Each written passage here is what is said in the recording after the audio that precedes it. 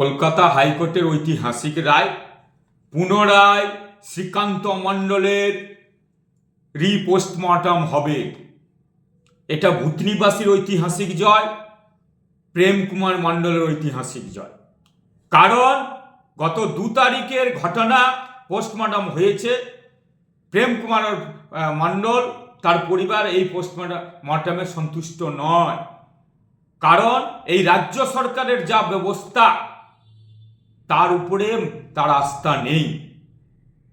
পাশাপাশি এই সরকারের পুলিশ, চটিচাটা পুলিশ, উপযুক্ত ব্যবস্থা গ্রহণ করতে ব্যর্থ হয়েছে। এরা সুবিচারের আশায় হাইকোর্ট দ্বারস্থ হয়েছে।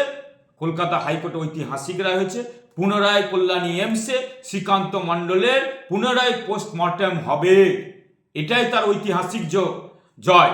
গোটা পশ্চিমবাংলার সাথে সাথে ভূতনির আপামর জনগণ, পাশাপাশি প্রেম কুমার মণ্ডল খুশি আছে যে তার ছেলে এইবার, তার পরিবার এবার বিচার পাবে।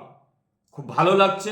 সেই প্রেম কুমার মণ্ডলের সাথে আমরা আছি, সমস্ত সুব্যবস্থায় তার পাশে দাঁড়িয়েছিলাম এবং আগামীতেও সুবিচার পাইয়ে দেওয়ার জন্য তার পরিবারের পাশে সর্বদাই থাকবো।